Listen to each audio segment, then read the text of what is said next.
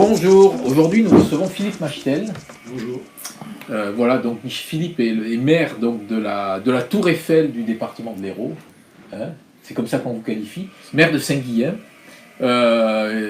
Village qui allie à la fois un tourisme culturel et un tourisme populaire. Et un tourisme sportif. Et sportif, ouais, et nature, on va dire. Ouais. Donc, 4 éléments. Voilà, un village un peu isolé, donc voilà, qui est à la pointe du tourisme dans le département.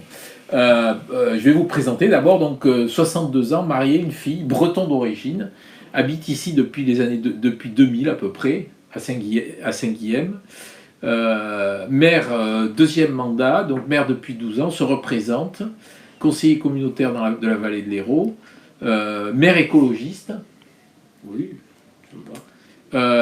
Il est arrivé en politique avec la grande affaire là, qui a secoué le Landerneau de l'Hérault, de la vallée de l'Hérault, sur la source des sans-fonds. Il était président et voilà, donc il s'est battu contre André Vézinet pour arrêter ce projet. Et il a obtenu satisfaction. Et on a bloqué ce projet. Vous avez bloqué ce projet. Donc retraité, ex-directeur de recherche au CNRS, il s'est occupé donc de la géophysique de l'écorce terrestre. Alors, c'est pas tout à fait juste. Je comprends. Allez-y, oui, faut... En deux phrases, j'ai été chargé de mission à la direction du département Sciences de l'Univers du CNRS à Paris. Ouais. Et puis après, directeur du département des Sciences de l'Univers de l'Université Montpellier 2. D'accord. Voilà. Et je me suis occupé du manteau terrestre. Du manteau terrestre. Alors, le manteau terrestre, c'est sous la lithosphère. Voilà. Je vais pas, on va pas faire une cours des géophysiques, mais pour ceux que ça intéresse, je veux bien le faire. C'est sous la lithosphère. Oui. C'est quoi la lithosphère? La lithosphère, c'est la croûte la plus dure, c'est celle qui est élastique de la partie rocheuse de la Terre, parce que la Terre, en fin de compte, a une partie rocheuse et en dessous une partie noyau liquide, le noyau qui est composé essentiellement de fer.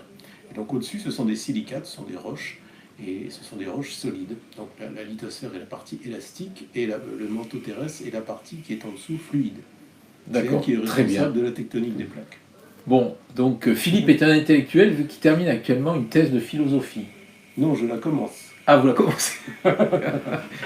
Bon, la formation erronée. Hein. Non, mais j'ai un master de philosophie et donc là je commence la thèse. D'accord. Donc Saint-Guilhem, 255 habitants, capitale touristique départementale.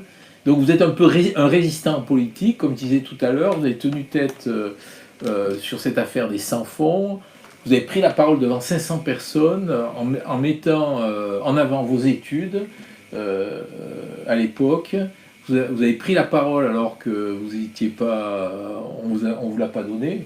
C'est bien ça? C'est à peu près ça, oui. Et voilà, et grâce à cette prise de parole et cet acte de résistance, donc vous avez fait chuter ce projet. Enfin, on a fait plus que prendre la parole puisqu'il y a eu des rapports qui ont été envoyés officiels à la préfecture et à d'autres services de l'État, et aussi des articles qui ont été publiés dans les revues scientifiques pour montrer à quel point les résultats à l'époque du Berghem, c'est dit sans rancune pour mes collègues du Berghem, mais à quel point les résultats du Berghem étaient farfelus et à quel point le projet des sans-fonds était une absurdité économique, politique, géologique, environnementale, enfin bref, on ne va pas parler de ça aujourd'hui. Bon, donc je continue le portrait. Donc en vrac, vous êtes passionné par l'eau, les animaux, vous êtes un joueur d'échecs, un motard, vous passez votre brevet de pilote du LM, vous aimez les livres aussi, vous avez ouvert une maison d'édition à Saint-Guilhem, et vous êtes sympathisant de la cause occitane. Oui. Voilà, en vrac, hein, j'ai mis ça comme ça. Tous les jours, vous jouez à la pétanque avec les habitants. Oui. C'est un peu le forum du village, et vous prenez la température, et c'est comme ça que vous réglez les problèmes du village. Non, pas du tout. Pas du tout, parce que justement, la pétanque est un sanctuaire au village. Et s'il y a bien une chose dont on ne parle jamais, ce sont des affaires de la commune au niveau du terrain de pétanque. Ah d'accord. On joue à la pétanque. Voilà, uniquement. Uniquement. On parle de rien. On parle de tout, sauf des affaires. On plaisante. On parle de bouffe, on parle de comment va un tel, comment va pas bien un tel, voilà, comme c'est souvent le cas aussi. On parle mais On ne parle surtout pas des affaires du village. Alors j'allais oublier un truc, vous avez fait une mission scientifique au camp de base de l'Everest. C'était pas une mission scientifique, je suis allé au camp de base de l'Everest, je suis monté jusqu'au camp de base de l'Everest. C'est à combien le camp de base de C'est à l'Everest? 5500 mètres à peu près. D'accord. Et j'ai fait une mission humanitaire au Pérou où j'ai construit un dispensaire. Voilà, mais vous avez une vie bien remplie, hein. Ça va. Donc qualité, vérité, simplicité, modeste, tenace, bonne mémoire. Oui, ça peut. Et défaut, entier, manque de souplesse, tête dure. Oui, tête de cochon, mais ça c'est comme tous les Bretons, c'est presque une qualité en breton. Voilà. Donc, Donc je vais passer au numéro 850 de la Glorieuse. Avec à la une un entretien XXL avec le maire de Montpellier, qui nous déclare aujourd'hui, j'ai beaucoup de motifs de satisfaction. Voilà, donc un entretien avec le maire. On revient en page intérieure sur la crue démographique, et si la crue démographique n'était pas la panacée, et voilà, le duo Fraîche du Grand, un modèle urbain périmé. On revient aussi sur Rocco et la Vierge Noire, du spirituel au temporel. Vous voyez, c'est un peu de la philosophie. Le scandale sexuel dans le milieu du yoga à Montpellier, et Jean-Pierre Grand qui fait chauffer la rentrée. bien. Voilà, donc un programme assez chargé. Donc Philippe, merci d'être venu. On va revenir sur. On commence par l'actu. Là, il y a eu la mort d'un maire à Signes. Je ne sais pas si vous avez vu. Ça a mis la focale un petit peu sur les difficultés d'être maire. Est-ce que vous avez été confronté à des actes de violence déjà? Oui, violence physique, violence psychologique, oui. Exemple? Je ne sais pas si c'est très important de donner des exemples, mais je me suis déjà retrouvé aux urgences pour être intervenu sur une altercation sur la place. Voilà, c'est un exemple. Ce qui est pénible, c'est que derrière, quand il y a des plaintes, y compris même quand on connaît les auteurs des violences, le parquet ne suit pas. C'est-à-dire que pour les personnes, oui, sur cet exemple-là, je me suis retrouvé donc avec une minerve quelques jours, etc., pour être intervenu sur un tapage nocturne sur la place. J'ai pris des coups, les pompiers m'ont emmené à l'hôpital, j'avais eu le temps de relever le numéro de la voiture des responsables, la plainte a été déposée, mais en fin de compte, il n'y a rien eu, il n'y a pas eu de punition du tout. Alors qu'il y a Pourquoi? Parce que je n'avais pas fait état de... Je vous donne le motif officiel du jugement, que je pourrais vous donner, je l'ai. Je n'avais pas fait état de mon statut de maire. D'accord. Et c'était des gens en gros, ça s'était passé en quelques dixièmes de seconde. J'étais intervenu sur la place, j'aurais dit simplement, j'ai dû dire faites un peu moins de bruit s'il vous plaît. Deux personnes m'ont sauté dessus, les deux poings en avant, sans que j'aie le temps de bouger, même de comprendre ce qui m'arrivait. Je suis allé valser la tête sur le béton quelques mètres en arrière. C'était des gens du village? Non, c'était pas des gens du village, madame. C'était des gens du... C'était des touristes de passage. D'accord. Voilà. Mais ce qui est consternant, c'est que, en fin de compte, on nous demande, surtout dans les petits villages, je ne parle pas dans les grandes villes, mais dans les petits villages, on nous demande d'être quasiment officier de police judiciaire 24 heures sur 24, d'assurer la tranquillité du village, comme ce pauvre maire de Signes, là. Enfin, d'assurer la tranquillité ou la légalité, si vous voulez.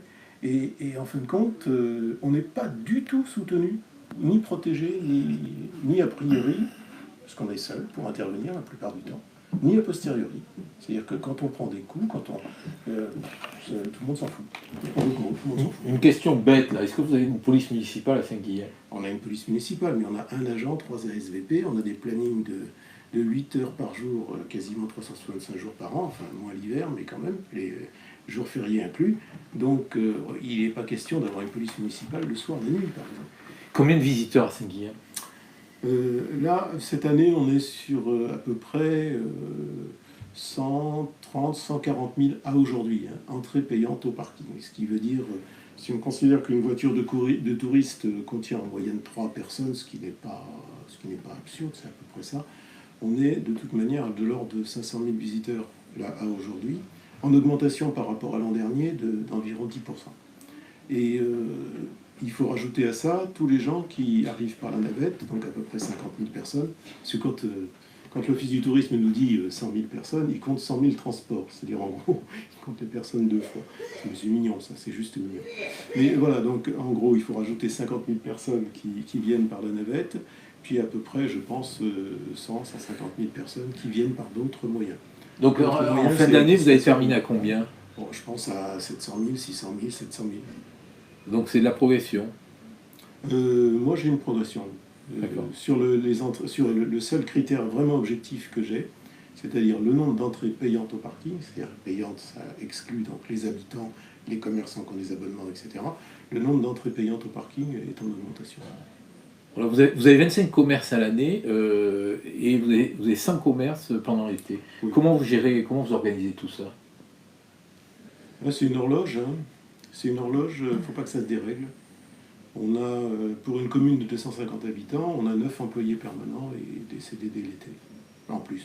La jauge maximum pour le tourisme, vous l'estimez à combien? 3 000 personnes, 4 000 personnes. Non, vous êtes à 700 000 là. Ah oui, non, mais il faut le raisonner en termes de par jour. Par jour? Par jour, oui, parce qu'on est à 700 000, mais on n'est pas à nombre constant tout au long de l'année. Heureusement d'ailleurs. On est à 700 000 sur l'année. Je pense que ça veut dire qu'il faut... En gros, les gros jours, on est à 3 4 000 personnes. Ça veut dire que quand on va à Saint-Guillain l'été, on se retrouve, une fois qu'il y a 3 000 personnes, on fait demi-tour, quoi. Non, pas forcément, parce que 3 000 personnes, c'est sur la journée, là aussi. Il faut le diviser en tranches, les gens ne restent pas toute la journée, ils restent en général 3-4 heures. Donc, on peut dire à peu près 2 000 personnes en instantané, 4 000 personnes par jour. Et au départ, là, vous vouliez faire de Saint-Guillain une ville écologiste. Maintenant, vous faites payer le parking, c'est pas contradictoire? Non, pas du tout. Expliquez-moi.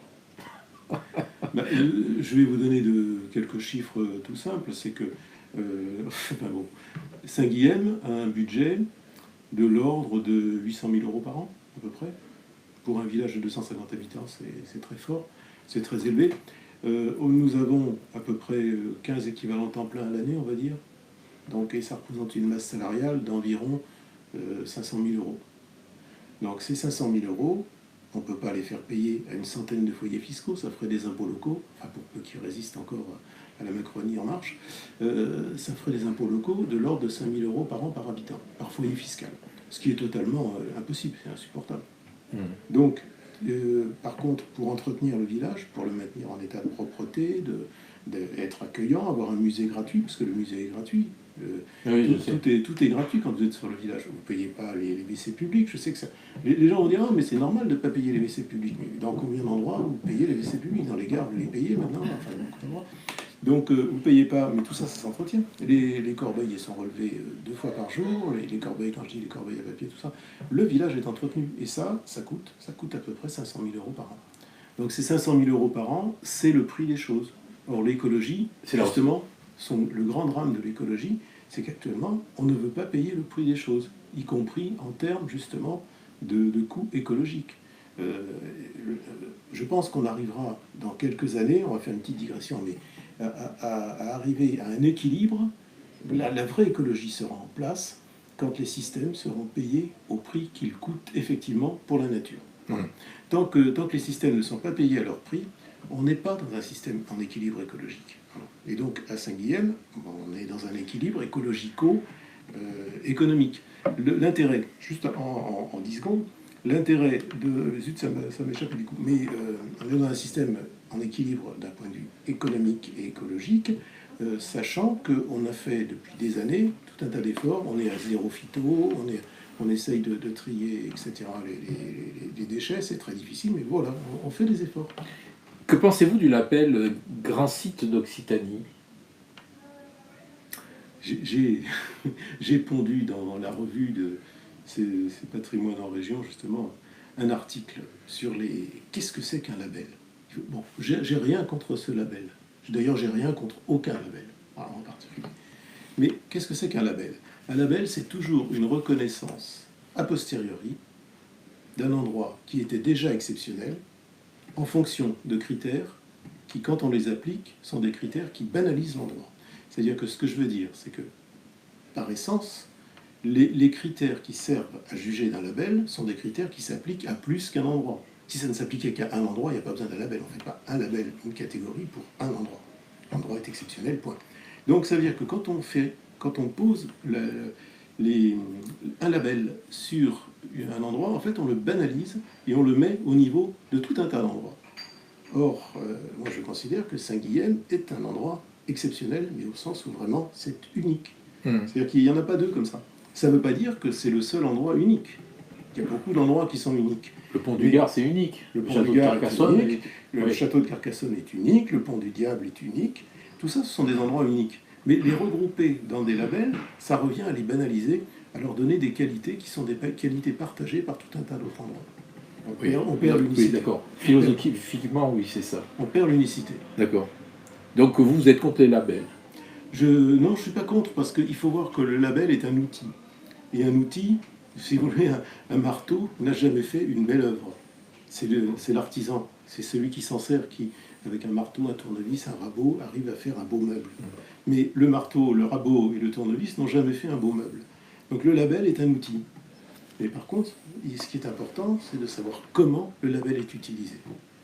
Est-ce que... Et là, on rentre dans autre chose. Oui. Il y a tas de problèmes qui sont des problèmes de gouvernance, etc. Vous avez compris la polémique faite l'an dernier qu'il y a eu entre le maire de Montpellier et la présidente de la région? Je pense que c'est une polémique qui est, comme beaucoup de polémiques, qui est basée sur non pas l'essence même du label ou les sites qui sont inclus dans le label, mais qui est basée sur qu'est-ce qu'on veut faire des labels, comment est-ce qu'on veut tirer la couverture à soi, comment est-ce qu'on veut présenter les choses de manière glorieuse, c'est pas un jeu de mots, pour un tel ou pour un tel. C'est-à-dire qu'en fait, bon, nous avons, vous savez que Saint-Guilhem a refusé que son nom soit associé au label Grand Site des Gorges de l'Hérault. Oui, je sais. C'est pas pour rien. C'est parce que si nous avions accepté que notre nom soit associé au label Grand Site des Gorges de l'Hérault, comme il l'était, ça voulait dire, pour ne pas perdre notre âme, que nous avions un rôle dans la gouvernance. Or, tel que les choses étaient faites, Saint-Guilhem n'avait plus aucun rôle dans la gouvernance. À partir de ce moment-là, nous n'avons pas à donner notre nom. Vous savez, exister, c'est être à côté. Exister. Enfin, étymologiquement. Et donc, pour exister, il faut avoir un nom et une présence. Dans ce grand site des Gorges de l'Hérault, nous n'avions plus de présence. Est-ce que vous essayez de faire revenir les éléments du cloître de Saint-Guilhem qui ont été démontés et vendus et qui sont dans un musée à New York actuellement? Non. Non, et je vais vous dire pourquoi. Parce que, tout d'abord, il y a un aspect... moi, je suis quelqu'un qui marche, qui va devant. Parce que le meilleur moyen de se prendre des réverbères quand on marche, des réverbères dans la figure quand on marche, c'est de regarder derrière soi. Oui, mais ça, ce serait logique, quoi. Non? Non, la logique dépend de l'intention que vous avez derrière. C'est quand même un élément du cloître qui a été démonté et vendu. Oui, mais c'est pas grave, ça. On l'a refait. Saint-Guilhem est un des rares villages, même peut-être le seul village de cette taille en France, qui a des ambassadeurs à Montpellier, au musée Languedocien, qui a des ambassadeurs à New York. Et moi, j'ai déjà eu des gens qui visitaient le cloître de Saint-Guilhem le désert, des Canadiens ou des Américains, qui venaient à Saint-Guilhem parce qu'ils avaient vu au musée des Cloisters à New York, ils avaient vu le cloître, une partie du cloître de Saint-Guilhem. Rappelez-nous quand est-ce que ça a été démonté et amené là-bas. Le démontage, c'est une triste et longue histoire. Enfin bon, c'est la Révolution française qui a provoqué la nationalisation des... Enfin, il y a toute une histoire de l'abbaye. Hein. Il y a des hauts, il y a des bas. Enfin bon, ça on va faire court. La Révolution française arrive à un moment où l'abbaye n'est déjà pas en forme. Il y a très peu de moines qui sont présents à l'abbaye. Il y a nationalisation des biens du clergé, donc l'église devient église communale. Ça la protège, puisque quelque part, elle était avant église abbatiale. Les gens du village n'y accédaient pas. Donc elle devient église communale. Mais par contre, le cloître, lui, est vendu dans un premier temps à un prêtre, je ne sais plus son nom, qui le revend très vite à un artisan maçon qui en fait une carrière de pierre. Bon, il n'y avait pas à l'époque de sensibilité pour le patrimoine comme il y a aujourd'hui. Hein. Donc ces pierres démontées, essentiellement pour faire des constructions, dont des belles pierres bien taillées, c'est toujours très pratique, hein, pour faire ça va plus vite. Et donc les statues étaient données en cadeau aux gens qui achetaient des pierres. Donc il y a eu dispersion. Les statues étaient données, elles ont été dispersées. On en retrouve beaucoup dans les façades des villages autour. Il y en a à Saint-Jean-de-Fosse, il y en a à Agnan, il y en a certainement dans d'autres villages que j'oublie, qui me pardonnent. Mais le cloître lui-même donc, est comme ça, est dépecé. Et il y a un collectionneur, Pierre-Léon Vernière, qui est, je crois, pharmacien ou notaire, je sais plus, mais pharmacien, je crois, à Agnan, qui va faire une collection, qui va récupérer comme ça tout un tas de pierres, qu'il va mettre dans son jardin, il fait sa collection. Et cette collection elle-même, à sa mort, au lieu d'être vendue à la Société archéologique de Montpellier, elle va se retrouver, en fin de compte, vendue à un marchand d'art à Carcassonne, puis à Paris. Et là, à Paris, elle est repérée par Pierre-Léon Barnard, je ne suis pas sûr du Pierre-Léon Barnard, qui lui va l'acheter pour l'emmener aux États-Unis. Donc elle part aux États-Unis. Et il fait le premier musée des Cloisters à New York, ce musée des Cloisters qui va, en fin de compte, avoir un grand succès, et donc qui va être repris après et amplifié. Mais ce n'est pas un destin unique que celui de Saint-Guilhem-les-Aix, puisque Saint-Michel de Cupchat partage le même destin. Ouais, voilà. Donc cet été, là, le grand sujet, c'est les méfaits du tourisme de masse.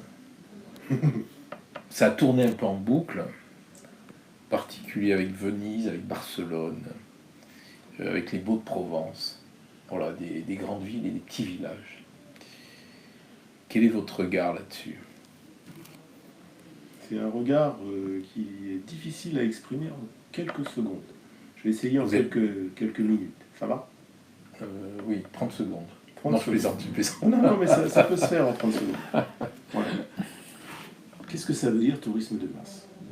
Ça veut dire, ça sous-entend, parce que l'appellation, je ne l'aime pas. Parce que c'est comme si vous me disiez qu'est-ce que c'est qu'une industrie de masse, ou qu'est-ce que c'est qu'une agriculture de masse. Ça n'a pas beaucoup de sens, tout ça. Alors, tourisme de masse, qu'est-ce qu'on entend? On entend effectivement des hordes de touristes qui arrivent par car, qui courent dans les rues, qui photographient, qui repartent. Enfin, ce genre de choses, quoi. C'est un peu une caricature. Moi, ce que je vois, c'est qu'à Saint-Guilhem, j'ai 265 habitants, y compris les bébés et les retraités, mais j'ai à peu près, excusez-moi, c'est pas un jeu, c'est la commune, l'activité touristique de la commune génère à peu près 300 emplois. C'est-à-dire qu'en fait, elle génère plus d'emplois qu'il n'y a d'habitants.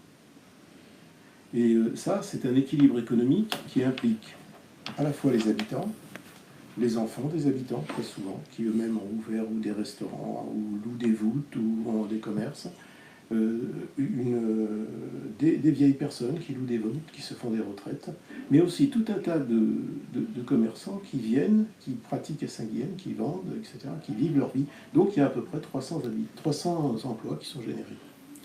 Pour générer 300 emplois, il faut générer l'équivalent du salaire de 300 emplois. Pas compliqué. Hein, on est d'accord? Oui, c'est logique. C'est logique. Et donc, pour que ça tienne, il faut qu'il y ait un certain nombre de personnes. Un certain nombre de personnes qui viennent et qui dépensent un petit peu d'argent pour leur plaisir. Donc, les efforts que fait la commune, c'est essentiellement à garder un tourisme de qualité, tout en gardant une activité touristique forte, parce que c'est une économie importante. Mais attendez, je vais vous paraître avoir la grosse tête. Je vais faire très court. Le village est un village qui est TVA positif, c'est-à-dire qu'il paye plus de TVA à l'État qu'il ne reçoit de dotation. Une fois, j'ai raconté ça au sous-préfet, il m'a regardé avec des yeux ronds. Il n'a pas trop compris tout de suite, parce qu'il était bien embêté, parce que, en fin de compte, dans une erreur, je dirais presque... comment je vais essayer de trouver un mot? Une erreur, on va dire. Il nous a refusé une subvention de 20 000 euros. Cette subvention de 20 000 euros, je lui ai dit, vous savez, vous avez là, dans votre arrondissement, vous avez la perle touristique de votre département. Voilà. Et donc, ce village à qui vous avez refusé 20 000 euros a quand même fait les travaux pour lesquels vous aviez refusé cette subvention. Il me dit, alors c'est pas grave. Je lui ai dit, si c'est grave, d'un point de vue considération, ça veut dire que vous ne considérez pas la perle touristique de votre département. Mais votre village, cette perle touristique, a en fin de compte, rapporte plus d'argent à l'État qu'elle ne lui coûte. D'accord. Vous voyez, c'est quand même un point important. Donc, okay. Tourisme de masse, qu'est-ce que ça veut dire? En un mot pour conclure, ça veut dire que tourisme de masse, je réfute cette appellation. Parce qu'on a un tourisme qui est contrôlé et qui est positif pour tout le monde. Les habitants, les commerçants, l'État, tout le monde y gagne. Donc, vous allez vous représenter là, à la mairie, donc ça a été dit. Donc vous avez deux gros projets. Le premier projet, c'est un projet de musée, d'agrandissement du musée, de musée gratuit donc sur l'abbaye de Gélone. Et l'autre, c'est d'organiser un chemin qui part du pont du Diable sur la rive gauche et qui traverse donc l'Hérault au niveau de Saint-Guillain. Oui. Voilà. Alors, on a un des gros... précisions. Oui, très rapidement. Un gros projet, le projet donc, de l'extension du musée de l'abbaye. Actuellement, depuis 2008, nous avons fait la première tranche du musée qui est dans le réfectoire des moines, qui est gratuit, etc. Ceci étant, à partir du moment où on l'a mis gratuit, on accueille jusqu'à 800 personnes par jour dans ce musée. 800, c'est énorme. 800 personnes par jour. Ça veut dire qu'on aura 100 000 personnes dans la saison. Donc, on a cette première tranche. On avait fait dans le même temps, non pas dans le même temps, en même temps, je le laisse à notre cher président. On a fait dans les mêmes périodes, on a fait la mise hors eau, hors air d'un bâtiment fabuleux qui est l'ancien réfectoire l'ancien dortoir des moines, salle capitulaire. Ce bâtiment a une très belle charpente à l'intérieur, je vous passe les détails. Il y a de quoi faire une extension du musée de Saint-Guillaume. Ça rencontre tout un tas de difficultés qui sont des difficultés d'ordre pratique. Tout d'abord, Saint-Guillaume-le-Désert est un endroit où il y a toujours un culte très actif, qui ne pose pas de problème avec la municipalité. Nous savons très bien faire la part des choses dans la plus parfaite laïcité, c'est-à-dire une laïcité tolérante, inclusive et pas exclusive. Donc, dans la plus parfaite laïcité. Mais nous avons ce projet qui consiste... Alors, ça, oui, toute la grosse difficulté vient des réglementations actuelles. Il faut à la fois assurer les accessibilités, ce genre de choses qui... Bon, donc ce projet est complexe. Et donc là, actuellement, au titre du patrimoine, je fais très court, au titre du patrimoine mondial de l'UNESCO, nous sommes dans la rédaction de ce qu'on appelle le plan de gestion. Alors c'est un document d'objectifs pour les 30 ou 40 ans qui viennent de l'évolution du site de l'abbaye patrimoine mondial de l'UNESCO. Et donc dans ce projet, il y a essentiellement, effectivement, la mise en accessibilité et l'extension du musée. D'accord. Le pont du Diable. Le pont du Diable, voilà. Ça, c'est pas un projet de la commune en tant que telle, puisqu'en fait sont concernés la commune d'Agnan, la commune de Saint-Jean-de-Fosse, pont du Diable, de côté, la commune de Pêchavon et la commune de Saint-Guillaume. Donc c'est un projet intercommunautaire. D'accord. Ce projet intercommunautaire, nous l'avons poussé depuis quelques années. Nous avons pris des étudiants en master 2, qui ont fait des dossiers très très aboutis, puisqu'on était arrivé avec l'Adréal, l'ONF, le canal de Gignac, etc., à obtenir un agrément et presque un avant-projet sommaire. Bon, le projet a été plus ou moins enterré, on va dire, par la communauté de communes depuis 3 ans. C'est regrettable. Voilà. C'est regrettable parce que c'est un projet qui, en fin de compte, je crois, est peut-être un des seuls projets dont j'ai entendu parler qui est du niveau de ce qu'on appelle un grand site. Voilà. D'accord. Alors, deux questions. D'abord, la question langue de paye. On vous surnomme le samouraï. Vrai ou faux? Oui, c'est vrai. Oui. Et ça vous inspire quoi? C'est un trait de... Moi, j'ai vu les 7 mercenaires, les 7 samouraïs. Bon, oui, c'est quelque chose d'un petit peu flatteur si on considère que derrière le côté caricatural du samouraï, il y a un peu une philosophie. Ok, on termine par la question chapeau. Vous tirez une question et vous nous la lisez, s'il vous plaît. Il n'y en a que 2. Oui, il n'y en a que 2. c'est un peu orienté quand même. Oui, ça me rappelle les examens. C'est très orienté. Quand je vais passer... Alors...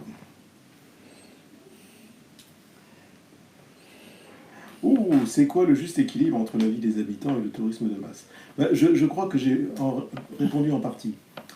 C'est-à-dire que le juste équilibre entre le tourisme de masse et la vie des habitants, c'est d'atteindre le seuil de tolérance et de concession fait par tout le monde, c'est-à-dire, quelque part, le parking payant, c'est une concession faite par les touristes. Le fait d'être obligé de garer leur véhicule et que ce soit difficile, c'est une concession faite par les habitants, c'est d'atteindre le juste niveau de concession pour arriver à un équilibre où chacun trouve son compte. C'est un exercice difficile et qui est toujours remis en cause à tout moment. C'est sur le fil du rasoir. C'est toujours sur le fil du rasoir. C'est un équilibre. Là, il y a deux sortes d'équilibre. Si vous mettez une bille dans un bol, elle va au fond, c'est ce qu'on appelle un équilibre stable. Si vous mettez une bille sur une forme de bol, et elle va avoir tendance à tomber du bol. Vous voyez, c'est un équilibre instable. Et là, sur cet équilibre-là, on est sur un équilibre, c'est ce qu'on appelle en physique une selle de cheval. C'est-à-dire que vous avez, dans un cas, un attracteur comme ça, la bille va rouler comme ça, mais de l'autre côté, vous avez les choses qui peuvent descendre. Ouais, le Et fil donc, du rasoir. Le fil du rasoir en permanence. Et donc, il faut toujours tenir les côtés instables et garder les côtés stables. D'où l'intérêt des parties de pétanque quotidiennes. Ah non, parce qu'on ne s'occupe pas du tout de la commune. Oui. Non, mais ça maintient du lien quand même. Oui, mais c'est ça. Moi, si je peux en un mot dire notre projet, je dirais notre projet pour la prochaine municipalité, c'est certes le grand musée, mais c'est surtout d'arriver à tenir ce lien social au sein du village qui permette en gros 300 emplois à tout un tas de personnes de se faire des petites retraites en louant leur voûte, à tout un tas d'enfants, d'habitants de travailler en ayant des commerces, etc.